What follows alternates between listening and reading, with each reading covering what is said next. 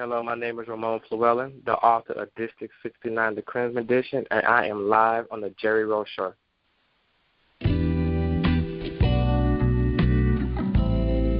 Hello, and thank you for stopping by. I'm your host, Jerry Royce, and welcome to Positive Power 21 Network, where you get your positive on. This is a worldwide podcast for growth, wealth, and success. Thank you. Positive Power 21.org, Internet Radio.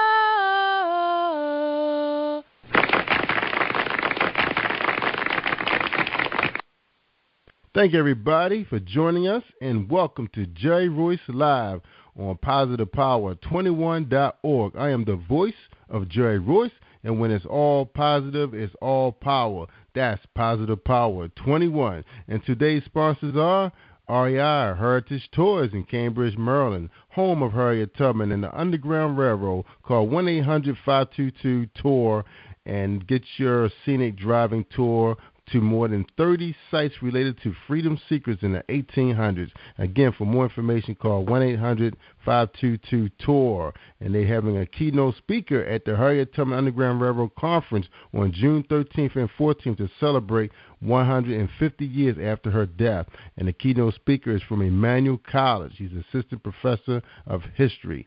All right. And also we have a conference coming up in Columbia, Maryland, Success Revolution Conference 2014 Business Expo.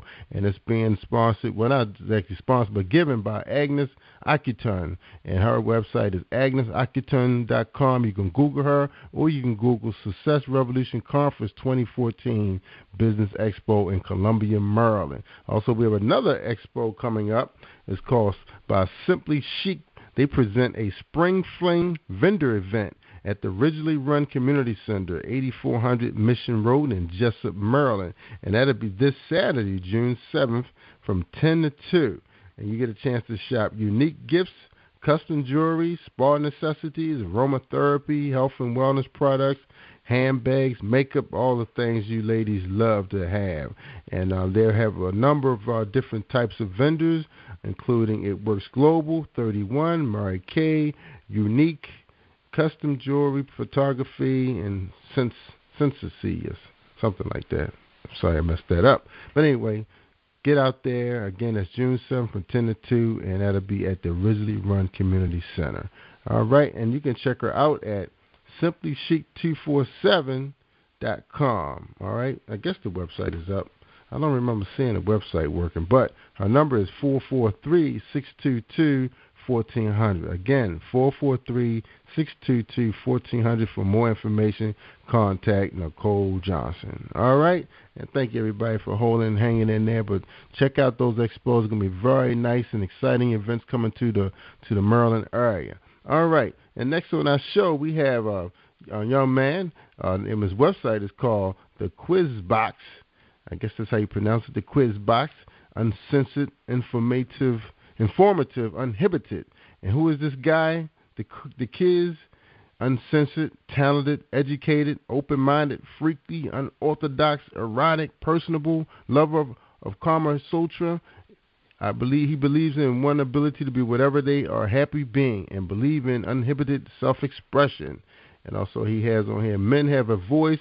If I am one, but one of the few, I will let my mind be heard. Sex to some is a game. Sex to some is about accomplishment. Sex to some is just an extra-curricular activity that fuels other facets of their lives. Whatever one's motivation is for that sexual expertise. Oh, man, I always mess that word up. It is easy to be accepted and celebrated. Whether heterosexual or lesbian, gay, bi, transsexual, your sexuality is not to be judged and ridiculed. Be happy in your sexuality and sexual appetite. A little erotica is good for you. Celebrate your versatility, whether it's your sexual preference or your favorite position. Do you, whether you are a closet freak or well-publicized freak. There is a place for you in this world. Florida, New York, California, London, South America, all my international friends all over the world, let's give in to the sensuality. Let's embrace sexuality and all the wonders that it brings. All right, let's bring on Ramone Marquis. Welcome to the show. He's the author of District 69, Nonfiction. What's going on, man? How you feeling tonight? Not too bad. How about yourself? I'm good, man. Glad to have you on. And we're going to get into what this District 69 is about. We're going to try to get to know you. This is a very interesting topic for many, especially for our erotica fans and our romance fans. But most of the time they're reading these books that are fiction. And you bring a book here that's nonfiction. All right. Now, before we get started, get into the book, what you're all about, give us a little bit of your background, how you got into writing, why you chose this genre. Okay? Definitely. Well, I was born and raised in Florida. I really started to love to write when I was about 10 or 11 years old. It really started with poetry, and it was really more so just because it's therapeutic for me. I read all types of books growing up, nonfiction, biographic, fiction, mysteries, westerns. When I was in high school, it was the first time I had ever read an erotica book. I didn't know people wrote those type of books until I was in like the 10th grade. And the first book that I read was a book by Zane called Sex Chronicles. And that's when my interest had really been piqued in regards to reading that type of material. It just put my mind to a totally different world. So when I was in college, I got my first degree from Florida International University in Miami, Florida. And I just remember between my own escapades that I had and just having conversations with other people, people always enjoyed how I talk, how I tell a story. I certain words that I use, I make you feel as if you're there. A lot of people find it very entertaining and funny because of certain words I use. And so I've always felt like I could be the male version of Zane. And I use her name because she was really my first insight into those type of books. But I never really pursued it. When I was in college, I had so many other goals that kind of took priority. But it was still always something in the back of my mind that if I just wrote about my own experiences plus the experience of others, I just knew that it would be something that people would love. So it wasn't until beginning of 2012, a frat brother of mine, I was having a conversation with him, and he was the first person that I had made that statement, I could be the first male version of Zane, that actually gave me some kind of encouragement, that actually put fire under me. And so that's what really motivated me to finally sit down and write this type of book.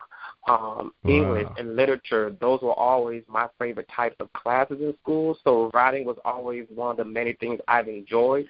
So I think that it was just inevitable for me to kind of start writing these types of books because this is not a subject that I've ever shied away from. I've always loved this type of subject. So it was right up my alley, really. Wow. Now, why you didn't think about making it a part of your major? I mean, a lot of people are trying to seek advice from these professionals, but they're pretty hard to find. Most of them are older. Now, I have found a few of them online, and I think it was a woman named Ross. Does she sound familiar? I think she does like a video blog. Does she sound familiar? That name Ross? Right. Yes, it does. I've heard of her before. Okay, because I haven't been out there looking at her material since I say October, when I was looking at videography myself when I was trying to put the show together. But she seemed like she was pretty popular, and I think she's part of Dr. R's entourage. Correct. Is that right? Correct. Yeah. Yes. Okay. And my son know a little bit about him. He's in his 30s, and he know a little bit about her. Now, do you follow her a little bit? I haven't recently, but I'm just doing research because I want to be as knowledgeable on this subject matter as possible. I have come across her before, but I haven't followed her recently, no. Right. Now, Ramon, you kind of stumbled across a pretty, like I said, I was wondering why you didn't study in a major and try to, get your doctorate in it, because it sounds like you're really interested in this genre, not just the genre itself, but the whole subject matter. People want to know. People don't understand. It is very inquisitive, because you don't know everything. Even the experts don't know everything because everybody's body is made up so differently. Okay, but if you think about the most interesting thing about sex and putting it together in your book and creating a male version of Zane, what's the most interesting part of all of this to you? I would have to say the diversity. When it comes to sex, you can't you can't do this person the same way you do the next person and expect to get the same result, because like you said, everybody's body is different. What turns one chick on may not turn the next chick on. So I think one of the things that I've shown in my book is, with the diversity, is how to get to know the body of the person you're with. And not just that, you also need to get to know your own body, your own strengths, your own weaknesses. I think a lot of times when people think of erotica, they think of women. A lot of authors in this field are women.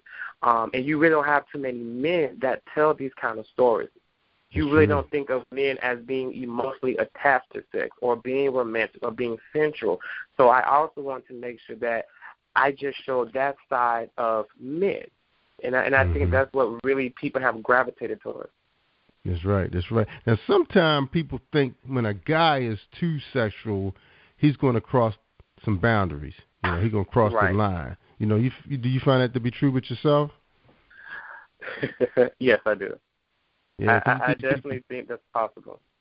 Because now the guys I grew up with. Now, just think about some of your friends, that you grew up with. You got your quiet guys, they you don't really know what they're thinking, but when it comes to going out to parties and meeting young ladies, you have some of your friends are just going to go for it. Nothing going to stop them. And then you look at it, it's another level of that, because you got some guys that's only attracted to tall girls, short girls. Like my cousin, he likes really homey girls. He goes all out after them. He has a whole entourage of them.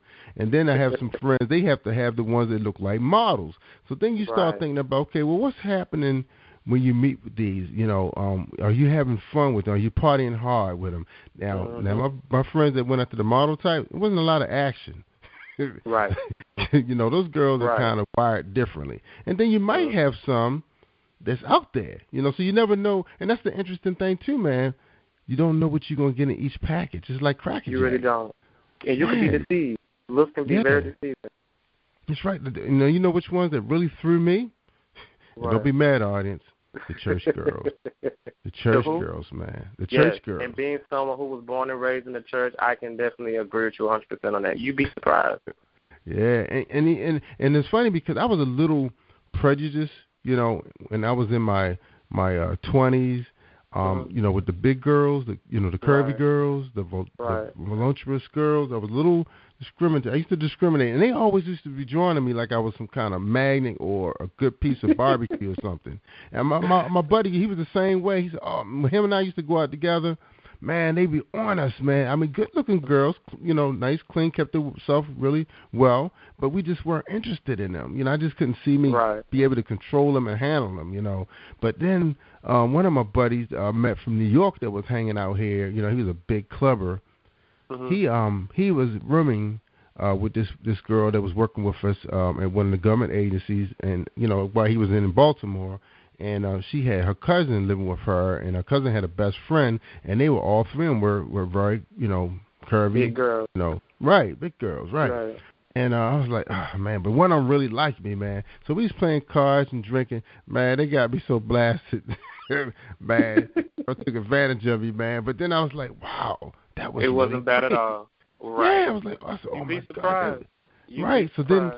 So getting a little older, I started going for the in-between types because I like being seen with, the types that I like, I'm attracted to. Right. But at the same time, I was like, well, the big girls was really had it going on.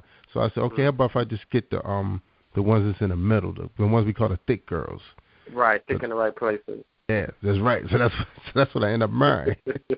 That's good. So, yeah, so, everybody have their own preference and everything. But let's get back to crossing the line. Sometimes, so is it like you're searching for that ultimate thrill? It's almost like you're looking for that high. How they say you get high one time on cocaine and you'll never get that same one back, but you still think you're going to get it? Right. Now, so when sex is a little different. You may have reached that real high point one time. You probably forgot what you was doing, whether you was under the influence, were you sober? Did you read a book before? Did you read a story? Or did she do something different? Or did he do something different? You don't even really remember, but you're still really trying to find that, right? Right. It's just like drug. So it's like a drug, right? It is. It really is. And it's very addicting to a lot of All people. right.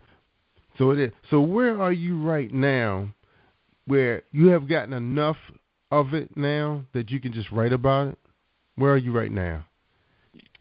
Have I gotten? I wouldn't say I've had enough. I think there's still a lot more, a lot more experiences that I would want to have. But I think that I'm only 30, and in that short amount of time that I've been sexually active, I have had a lot of experiences. So I definitely think that I've had enough where I can feel like I'm experienced enough to share this kind of stuff and tell it in a way that can be both entertaining and enlightening to people. This is not a subject matter where I'm inexperienced or new to it. I would say that my knowledge of it is very diverse, and I think that's what really has made my book relatable. That's right. Now, does your book show? Do you experience some of the culture that's in the?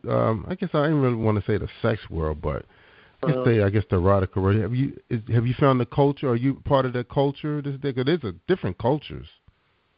It is. Erotica has so many levels. You have S&M, dominatrix. You have swingers. It's so many different levels.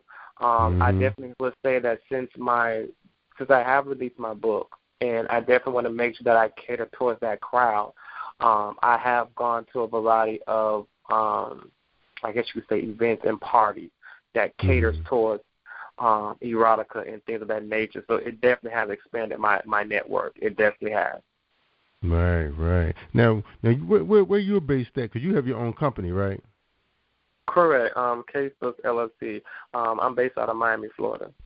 Okay. Now Florida has a big diversity of people, different cultures, everything. So then, if we look at this part of the world, what are we looking at down in Florida that you can find that you probably can't find in other places? Here in Florida, you have a city that really exploits or promotes sexiness. You have a variety of clubs where people can dive into those desires, and no one will know about it. There's a lot of different I don't know if I want to say secret societies, but there are a lot of clubs that you won't even know about unless you know somebody who refer you. So it's kind of like an exclusive type situation. There's a lot of that in Miami, and also the diversity when it comes to the types of people. You can have someone from your local dope boy to an executive of a Fortune 500 company. Like, it's a wide variety of people that love these types of activities, and they're all in the same vicinity together, engaged in this kind of stuff. You really don't see a lot of that in other places in the States, especially not in the South. A lot of people come to Miami to release those desires because it's so many things in the city that can cater towards whatever desire you have. That's right. Now, did you say the first place was South Beach? Did you say that?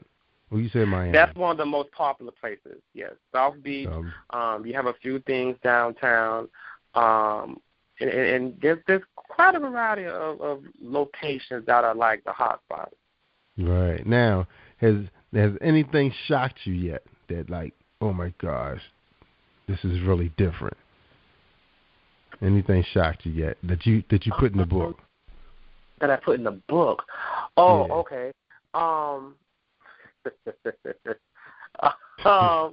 Someone in the book decided, there's a character in my book that a particular story is about, and they are in a relationship. They and their fiance, they're now fiance, very successful, business, college educated, entrepreneur, doing very well for themselves, and they're both very young, under the age of 35.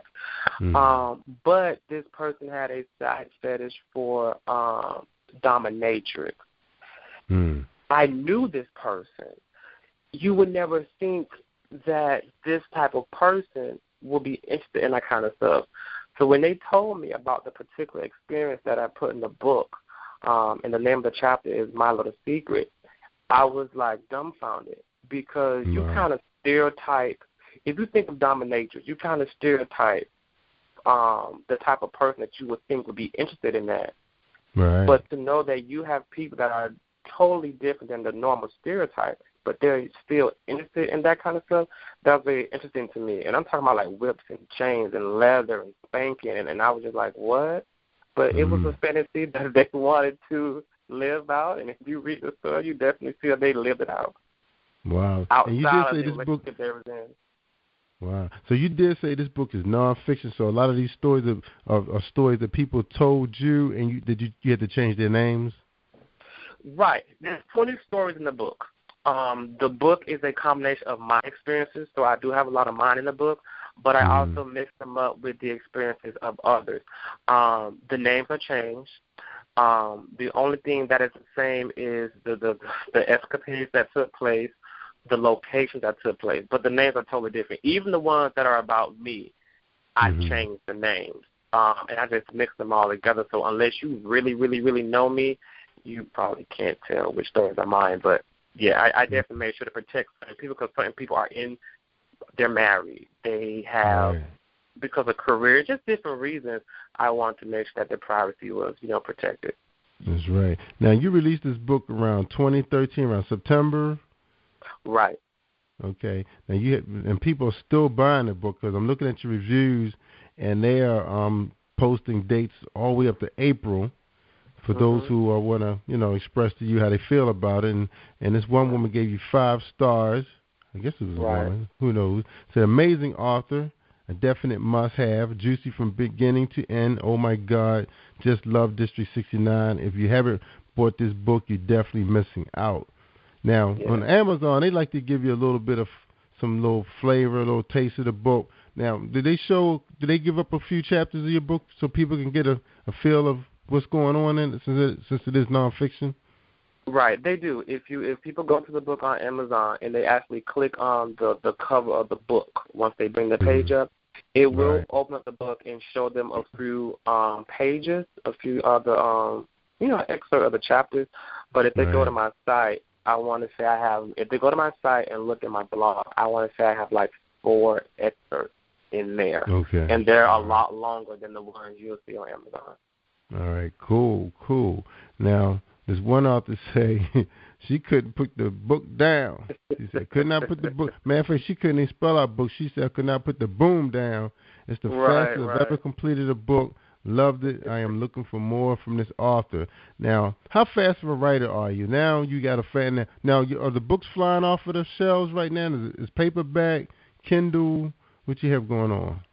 I have paperback and I have Kindle, and I also have have copies that I sell in person when I do like events and stuff. So people can buy them from me in person. They can buy them from my website. They can buy them from Amazon and Kindle. But the books have been consistently selling, so that's definitely rewarding for me. That being someone, it's not like I'm a celebrity. So to release a book. And when my book first came out, it was actually in the top 100 on Amazon. And in one of the categories that it's listed under, it actually reached number 7. So I'm definitely blessed about that, and I'm definitely happy that people continue to buy it. People continue to spread the word about it. And people are really enjoying it. They send me emails, they send me texts, they send me messages on Facebook, and they tell me how much they enjoy it. So, I appreciate it. That's right.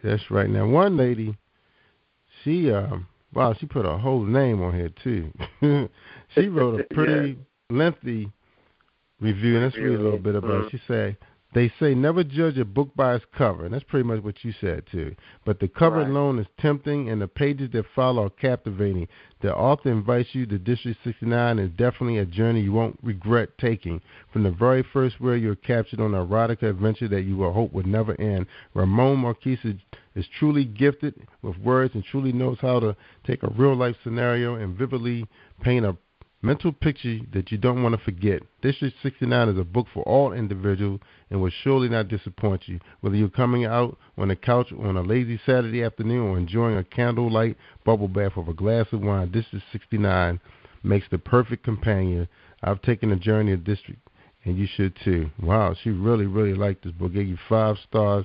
Just about everybody lit you up with the stars, and that is great because, you need those reviews to be able to put. Now, one of the biggest things I think that could really help you with this book is just pushing the fact that it's nonfiction. People even though they do enjoy fiction and fantasy, but when they get a chance to read stuff like this from somebody's, existence, it's truly going to be crazy. Now, your website, you have a lot of categories for your blogs.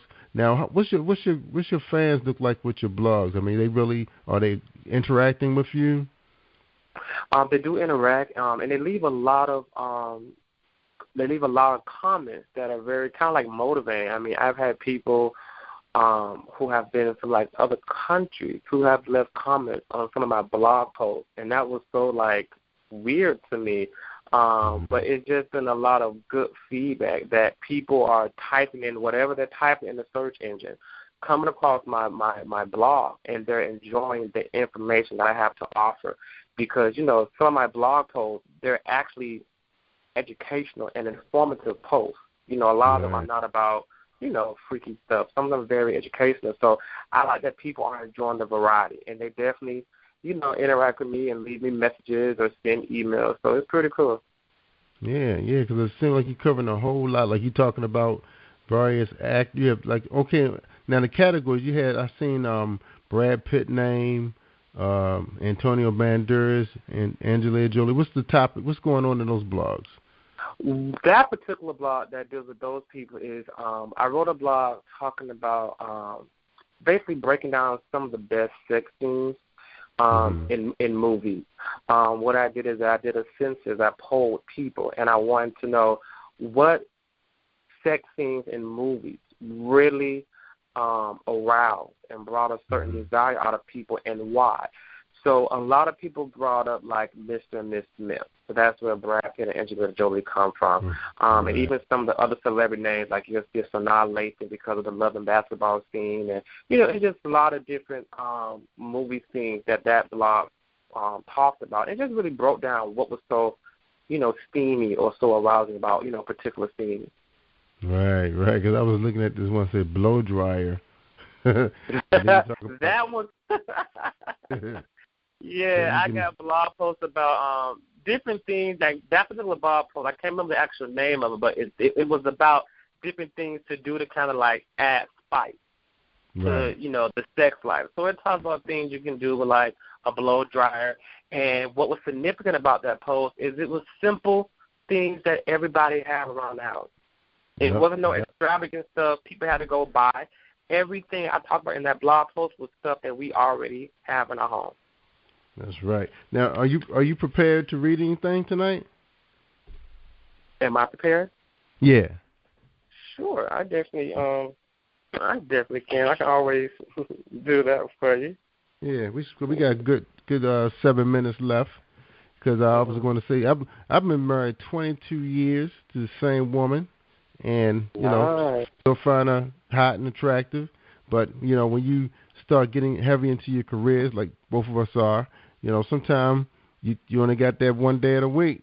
Sometimes it might drop to 1 day in 2 weeks because you're so busy, trying to, get the family to bond on the weekends because your work schedule is so heavy. So you need these kind of websites, books, literature, whatever, to kind of remind you of what you had and what you still have. 'Cause you can forget sometimes. And one person can forget, and the other one can keep remembering. And then you have somebody walking around the house moping around because there hasn't been no action in a while. And so do your book talk about communication between two people? It does. You really see that because, like I said, these stories are based off of real-life experiences. So you are going to have, real-life situations, real-life arguments, real-life tragedies. You see the journey with one of my characters. She's such a busy woman that she delves into giving social media a try, dating websites. So just real-life situations that we deal with, you experience it in the book, So couples and situations that had not the best communication, and then some that have wonderful communication. Because if you can join communication with your sex life, This life can be an amazing thing. That's right. That's right. All right, so you ready? Yes, sir. All right, go ahead. It's all yours. All right, this excerpt is coming from a story called Bathroom Wonder, and it's actually from part 1 of my book. Okay, cool. As she got closer to me, I started to stand up on the counter, but she motioned for me to stay put. She took her hands and proceeded to take off each one of my shoes while at the same time staring into my eyes. She stroked my thigh, and it was as if our eyes, being locked on each other, was drawing us closer and closer. I allowed myself to lean back against the mirror while I enjoyed her hands roaming my body. With her hands rubbing my thighs, they found their way to my dick. My dick had started to get hard the moment she started taking off my shoes. It was just something in her soft touch that made me just want to lay down and explore every part of her. She forcefully took my dick out and proceeded to make circles around the head with her tongue. At the same time, she pulled my shorts down with one hand and softly grabbed my balls with the other hand. She placed her hands around my waist and slowly took more of my dick in her mouth. While she was sucking and enjoying the taste of my dick, she went from holding to releasing her hands on my ass.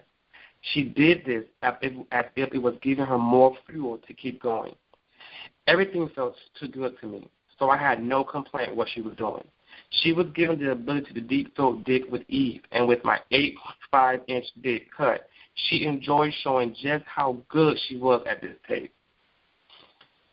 She asked me to lie straight, and the first thing that came to my mind was, what the hell? Okay. As I lay flat on the counter, she started to touch my toes. She began to suck on each toe as if she placed her tongue between each one. Now, this is nowhere near what we talked about doing when we were online. However, I'm open-minded for the most part, and I'm a freak. If everything felt good, I let her continue. I'm very ticklish, so the moist, wet feeling on my feet sent me over the top. Oh, that girl's something else. That's an excerpt from that story. Wow, that girl. Wow, so she had a foot fetish and you didn't know it? Correct. And originally when this particular character, when this story was brought to life, they met online. So it was strictly supposed to be a mutual or transaction. But if you read this particular story, you see that it turns into a lot more. Right. Wow. It's just something how, like, now, and she's considered to be like a stranger because the relationship was mostly online, correct? Right. They only met that day. Wow. And just think she took him over the top. He wasn't expecting it. Exactly. Wow. Now, things are a little different than it was when I was coming up in the 80s when, the thrill was going to nightclubs, meeting these women in person. You got a chance to, it's like it's 1 to 5 women or 1 to 10 most of the time in these spots. And so the guy, if you got it going on, you kind of got your pickings. If it's a club you frequent, they see you all the time. They know you got it going on. Now you're online. You kind of don't know what you're going to get because some people really are like frauds, man. They showing other people's photographs. They have the voice. Now you get a chance to talk to them on the phone because I remember years ago they said be careful with the voice thing because some of the UGMO girls got the best voices. That's true. They tear you up. And you think she's fine and bad because she sounds sexy as hell on the phone, and then you meet her and she's fat, ugly, and got a gap. What? Yeah, like what the hell? Yeah, exactly. She's like, if she had a molded body, you might just say okay. Right. The girl got bodies banging. Right, her body banging. I close my eyes, but she got nothing going on, and you feel bad because you was led on by her voice. You were sucked into her world. Mm-hmm. And now that's the big disappointment because the body and the mind it works separately. It really does. Now tell us a little bit about that. Your experiences with different women, your mind and your body. Tell us what's going on. I know it's communicating the whole time. What's happening? Tell us something that was really extreme that happened to you when your mind and your body just weren't in sync. When it was not in sync? Or when it was in sync, more than ever. Either way. Okay. I'll probably go back to my undergrad years when I was going to college. And it was just, you brought back deja vu when you made a comment earlier about big girls. And I just never, growing up, it was just, you've got to be kidding me, a big girl? That was like a hell no for me. And I had uncles who obsessed with big girls, and I was just like, that's disgusting. Mine just when I was a child, I was a lot younger. As I got older, I would never forget, it was this one big girl, and I was going to FIU. And I don't know what it was about me, just she liked me. I would try to be mean. I would try to be a jerk. It didn't turn her off. Because I was like, okay, this chick is crazy. Like, how do you still want somebody who's been mean and a jerk to you? But she would just make her advances, and then she realized that I love food. And anyone who knows me knows that food is my weakness. So when you're cooking like these home-cooked meals and you're inviting me over, you know, like that's starting to really get my attention. But me knowing what she wanted, I'm like, nah, that's not going to happen. Like, my mom was like, hell no, I'm going to eat. I kept going over for the food. Don't get it twisted, but I'm just like, I'm going to eat, maybe have a little conversation. I'm going back to my room. And she would send her friends to give me messages and things she wanted to do with me and to me and, you know, whatever. So make a long story short, one day I said, okay, she got cooked this particular meal that I really like, steak and potatoes and broccoli. Those are like some of my favorite things to eat.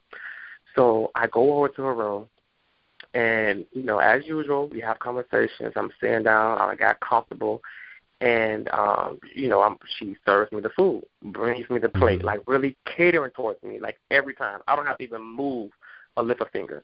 So she brings me the plate. I'm actually sitting on her bed, not thinking nothing of it. I eat the food. She takes the plate back to the kitchen. I'm chilling. Like, I'm just straight chilling on the bed having a conversation. Mind you, my mind was always on, like, never with a big girl, hell no. I don't know what came over me, but next thing I know, she's standing over me on the bed, and she's, like, having a conversation to me. And next thing you know, just as quick as you could blink her eye, she basically took what she had been wanting for months. And that was the first time that I've ever had someone who was so aggressive with me. Didn't even wait to get my reaction, wasn't going to take no for an answer. They saw what they want, and they were going to conquer it. But and at first I was like, this is a big girl. Like, what am I doing? This chick is big. Like, I mean, big. But I was just like, I really enjoyed it. And, you know, a lot of people don't realize some big girls are flexible as hell. Some big girls can really do things that some little girls would be like, hell no, I can't do that. You tripping. So I think that was one time where my mind said no. My body had a totally different experience, and I didn't regret it. I didn't regret it. Now, I've had some vice versa situations. But, and this is actually a story I'm talking about more in the second book that I'm working on. But, yeah, that was definitely an experience where my mind and body was not in sync, but I still appreciate the result. I definitely did. Yeah, and me and that chick are still friends to this day, so that's the good thing about it. And that's the thing that one of my buddies used to say. He a little chubby guy, and you know, very charming guy, make friends with people really easy, you know. But he's not like the player type. You look at him, he's a player. He said his secret to his madness was, he said a lot of guys are fearful of very attractive women. So he said he would make friends with them, like, you know, come off like their little buddy. And, you know, whether he's treating them to lunch or just hanging out with them and see how they doing, asking them about their day. It was always about them. And next thing you know, he's like that good little friend that asked him to hang out. Next thing you know, he getting in their drawers. And I was like, what? And I remember he told me about he got involved with these two girls that we really, really was admired at the job. And he got both of them at the same time, which I thought was, like, remarkable. So we labeled him like the greatest of all times. That's crazy because that never works for me. Like, I have to be careful when it comes to trying to befriend a chick because at the end of the day, chicks like me. My personality, my loyalty, my morals, chicks like me. But I can get thrown in the friend zone so easily because I'm really a generous, loyal person. So chicks immediately gravitate towards my personality, and I end up being thrown in the friend zone, and that ain't the type of zone I wanted to be in. So I got to be really careful. I don't know how he did it, but some kind of way he figured that one day You know, you're going to stay in the friend zone for a while, but one day you hang around long enough, you're going to get your chance. It really does, and that can happen because I know just, a brief situation with me, I remember also being at Florida International University and befriending somebody, and I didn't like the person they dated. I couldn't stand them. It was more so because of the organization they were a part of. And I just remember I was that friend. Whenever the dude would mess up and she needed to vent, she always came to me. And I just remember I used to feed into that. I used to promote that. And, I would always try to tell her, the type of dude she should be with. She needed to break up with him. But I wasn't doing it with the intention of me being with her. I wanted her to just be with somebody else. I didn't want her to be with old boy. So it was crazy because one day it went from me comforting her because he had really, broke her heart, and me being that gentleman, that, jump in and say the day type of man, it ended up leading to something else. But so that can work. Being a friend, the right person can work, especially if you in a situation you end up being their knight in shining armor and being to them what they're looking for. You that can work in your favor. That's right. So he just hang around as long as he can. And one day, because he knows deep down there's nothing more going to come out of it. He's not going to marry him. It's not going to be a happy thing. But as far as his fantasy concerned, if that person has been labeled, and I mean, he has surprised me, man, because I've been around him, with some bras, and I was like, hey, dude, that really worked, man. I said, I don't got that kind of patience. Well, when I was hanging with her, I was married, so I couldn't put that game into effect, right? So I just was just a witness of the fact, But anyway, Ramone, time for us to end, man. I got another show coming up, man, but appreciate having you on. But we definitely like to have you. We're playing with the idea of some fun show coming up. As soon as I close, I'm going to tell you a little bit about, so don't hang up after I close the show, okay? All right. Ladies and gentlemen, that is Ramone. And Ramone, you have anything to say before we close out, man? No, just make sure everybody check out the book. You can get it off of Amazon, off of Kindle, off of my site, which is the Keys Box, and you are guaranteed to not be disappointed. From the first chapter to the last chapter, trust me, you will definitely go through a journey. All right. And how many pages is your book? Almost 300. Oh, wow. Okay, so they definitely get their money worth. And the book is selling for $7 on Kindle. On Kindle, okay. So it's a little more in a paperback? Yeah, it's $13.50 paperback. $13.50. That's not bad. Not bad for live action. Right, there you go. Ladies and gentlemen. All right, so that's District 69, the Crimson Edition by Ramone. He's working on his second book. This book is still available. Cop yourself a copy. Visit his website. Have some fun out there. If you want to make up a name, that make you comfortable, go ahead. Join in with the fun. Live a little bit. All right, I'm Jerry Royce. Jerry Royce Live on PositivePower21.org. Thanks a million, Ramone, and hold the line. Thank you. All righty. Thank you, ladies and gentlemen, and have a good night. All right. That's a wrap. Intro music. Thank you for tuning in to the Positive Power 21 Network. Team 21 would like to thank you all for tuning in, and please spread the word and tell a friend. This is Jerry Royce at Positive Power 21, where we get our positive on.